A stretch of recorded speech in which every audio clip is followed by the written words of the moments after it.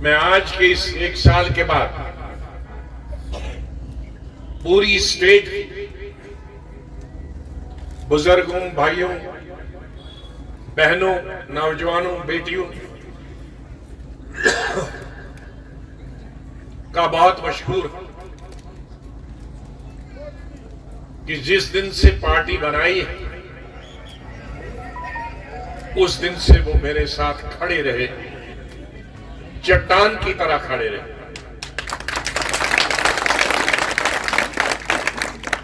उसके लिए मैं सलाम करता हूं आप सब लोग, पूरी स्टेट के लोग, शहर और देहात के लोग, बड़ों और छोटों का। मैं कभी कभी सोचता था कहीं मैंने गलती तो नहीं,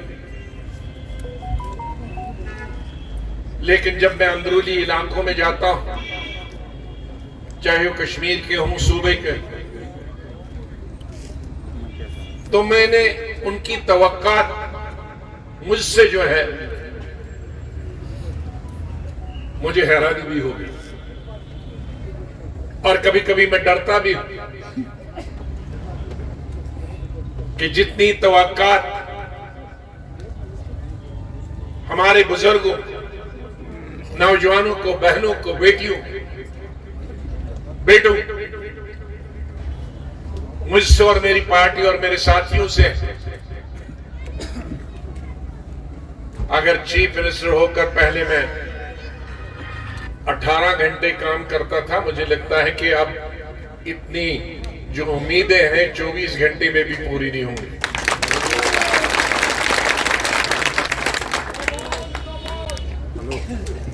हमारी सियासी मसाइब बहुत बढ़ गए। वैसे तो सियासी तौर पर हमारी रियासत 1947 से ही सियासत का शिकार हुई। किसने अच्छा किया, किसने बुरा किया, उसमें मैं जोर नहीं दूंगा, लेकिन कई सियासी गलतियां हुई जिनकी वजह से रियासत आगे के बजाय पीछे चली गई। पिछले 9 साल से भी एक अजीम सियासी गलती हुई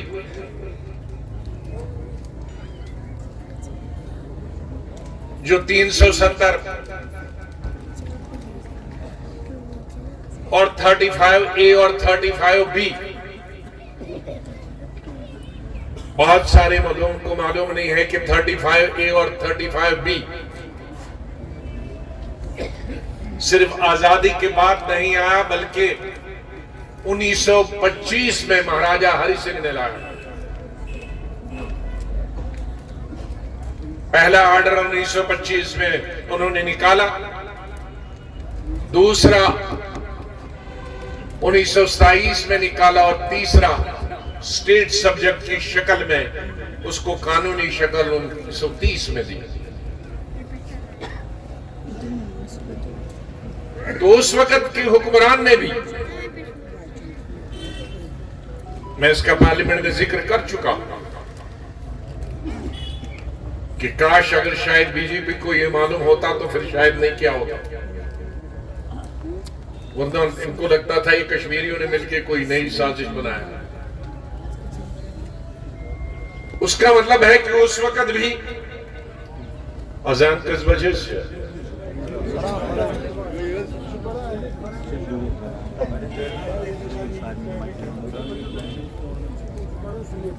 उनको उस वक्त भी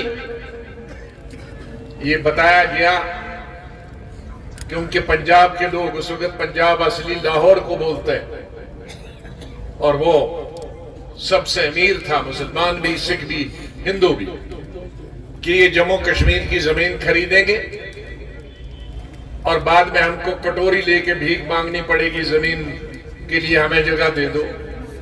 ये नौकरियां पढ़े लिखे लोग हैं, क्योंकि लाहौर की यूनिवर्सिटी सब उस वक्त दुनिया की मशहूर तरीन यूनिवर्सिटी में थी, पढ़ के आएंगे पंजाब के लोग तो ये जम्मू और कश्मीर में बसेंगे। इसलिए उन्होंने वो इलाज किया। बाद में उसको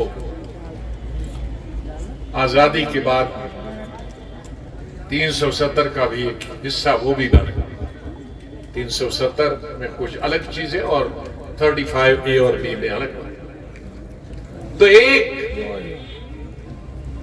सबसे बड़ी अजीम सियासी गलती सरकार ने की, मरकजी सरकार, जिससे और हम पीछे चले गए। एक अनसर्टेनिटी पैदा हो गई, ये जमीन हमारी रहेगी कि नहीं।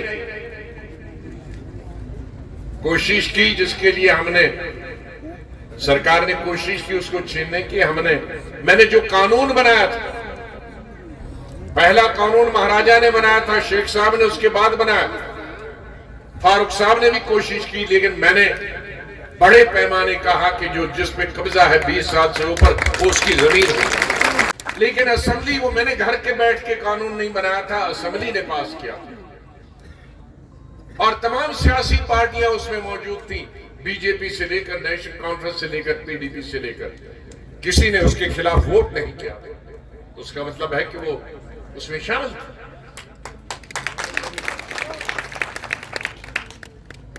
खिलाफ वोट देने का मतलब है कि आप उसके हिस्सेदार हैं।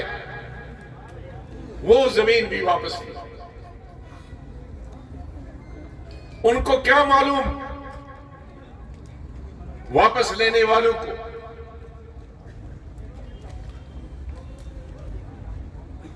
कि हमारे पहाड़ों पे लोग गुजर बकाल वाले रहते हैं, हमारे गांव में लोग, जिसको आज से 20 कनाल थी, अब उसके 50 बच्चे हो गए, अब खेती के लिए जमीन नहीं है, अब घर बनाने के लिए जमीन की जरूरत पड़ती है उनको, सरकारी जमीन। खेती कब की खत्म होगी? क्योंकि हमारा पहाड़ी स्टेट 80% तो हमारी जमीन पहाड़ों और जंगलात में, लोगों के लिए कहां। इसलिए जमीनें हमारी सरकार की वो लोगों के लिए है, लोग सरकारी जमीन के लिए नहीं। अल्लाह ने सबसे बड़ी नियामत चीज इंसान को पैदा किया है और पूरी कायनात उसके लिए। ये फल फ्रूट, दरिया, समंदर, पानी अल्लाह ताला ने इंसान के लिए बनाया। लेकिन इंसान नहीं होगा, जमीन को क्या करे? बहरहाल एक वो बड़ा सियासी गलती की, उससे अभी हम जूझ रहे हैं। इलेक्शन का कई सालों से इंतजार कर रहे हैं। सुबह आएगा, शाम आएगा, गर्मियों में आएगा, सर्दियों में आएगा। कई लोग तो जान बहक हो गए कि इलेक्शन का इंतजार करते थे। इक्तिसादी हमारी मुसीबत है, महंगाई आसमान को छू रही। ये सच है कि सिर्फ हिंदुस्तान में नहीं है, पूरी दुनिया में, अमेरिका और बर्तानिया में भी, यूरोप में सबसे ज्यादा है। लेकिन हम एक गरीब मुल्क, वहां दूसरे वसाइल, वहां दूसरे जराए, हमारे पास कोई जराया नहीं। खेती बहुत छोटी, जमीन बहुत कम है, वो भी मौसम पर दारमदार है। ओले गिर गए तो फसल खत्म, बारिश ज्यादा गिरी तो खत्म, बारिश नहीं हुई तो खत्म। फ्रूट आ गया, उसके फूलों पे अगर ओले पड़ गए तो खत्म। सेब बन गए, अगर मार्केट नहीं मिली, गाड़ियां वक्त पर मंडी में नहीं पहुंची तो खत्म। हर चीज यह अपने हाथ में नहीं, आ जाके हमारी इक्तिसादी हालत को बेहतर करने के लिए हमारे पास टूरिज्म और नौकरी कहां मिल रही है? कितनी बार इंटरव्यू हुए ये लड़के और लड़कियां, इनकी आंखें बोझल हो गई पढ़ पढ़ के और इंटरव्यू देख के, लेकिन इधर से उसमें डालते हैं, उधर से कुछ निकलता नहीं।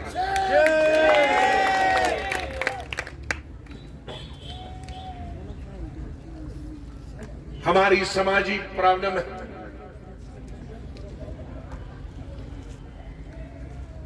हमारी गुज़िश्ता 30-32 सालों में रियासत में जिस तरह के हालात रहे, कश्मीर में हो या जम्मू सूबा में हो, शहर में हो या देहातों में हो, उससे कई नौजवान से स्टेट महरूम रहे। कई वालिदैन ने अपने बच्चे खो दिए, लेकिन उसके साथ एक बहुत बड़ा जुल्म हुआ कि हमारी कई बेटियां हजारों की तादाद में बेवा हो गई, हजारों की तादाद में बच्चे यतीम हो गए, लेकिन रोजगार नहीं। आज ये इक्तिसादी ही नहीं बल्कि एक समाजी मसला भी बन गया। हमारे लाखों लड़के और लड़कियां, हमारे बेटे और बेटियां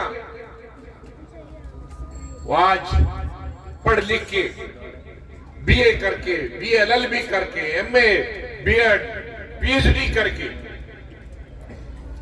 बेकार है, बेरोजगार है। उनके वालिदैन के पास जो भी सरमाया था, अब हमारे तो 90-95% गरीब लोग हैं, उनकी मैं बात करता हूं, अमीरों की बात नहीं करता। वो अपने बच्चों को बिजनेस में भी लगाते हैं, तिजारत में लगाते हैं, कारखानों में लगाते हैं, लेकिन 95% इस हमारी स्टेट के लोग, चाहे वो जम्मू सूबा हो, कश्मीर सूबा हो, वो देहात हो, वो शहर हो, वो किसी भी तबके के हो, किसी भी फिरके के हो, वो कश्मीरी हो, पंजाबी हो, डोगरी हो, वो गोजरी हो, पहाड़ी हो, मैदानी हो, वो गद्दी हो या ना हो, एससी हो या एसटी हो, सबकी एक जैसी मुश्किलात। इस इक्तिसादी और समाजी दलदल से निकलना तकरीरों से नहीं। कीचड़ अगर किसी पर उछालोगे तो खुद अपने मुंह पे पड़ेगी। हाँ, हम सियासी पार्टियों की सियासी मुखालफत कर सकते हैं। सियासी मुखालफत का मतलब उनके प्रोग्राम की, उनके काम करने की या न करने की,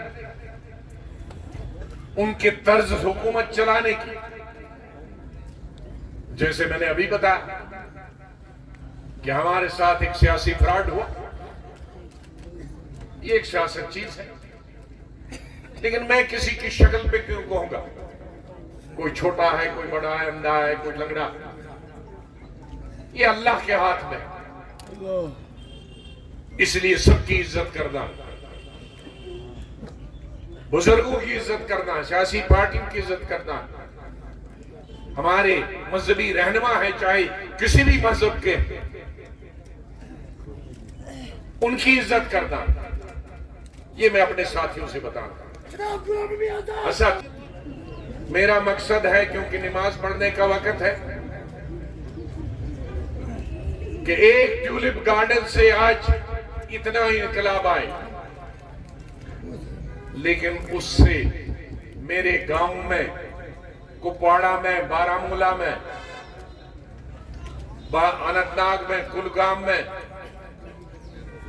शोपियान में, बड़गम गुरेज में, बांडीपुरा में, नहीं ये तो बांडीपुरा में, बारामूला में आ गया ना आपसे। इनकी तकदीर लोग की बदल नहीं सकती। यहां चंद लोग चश्मा शाही जाएं, उससे रोजगार नहीं मिलता। मैंने जो नक्शा बनाया था 2008, आज मैं बनाना चाहता हूं और वो नक्शा भी मैंने जाना। उस वक्त 22 जिले का, अब बिल्ले 20 ही जिले रहे। 22 जिलों के लिए पूरा मेरा नक्शा था कि हर जिले में 10-10, 12-12 जगहें ऐसी चुनी जाएं जहां लाखों लोग जाएं, ताकि हर जिले में टूरिस्ट जाएं। हमारी इतनी फैक्ट्रियां तो लग नहीं सकती, लेकिन टूरिज्म ही है। मैं हिंदुस्तान का 5 साल टूरिज्म भी रहा हूं 90s में, नरसिम्हा राव के जमाने, लेकिन बदकिस्मती से उस वक्त मैं कुछ नहीं कर पाया।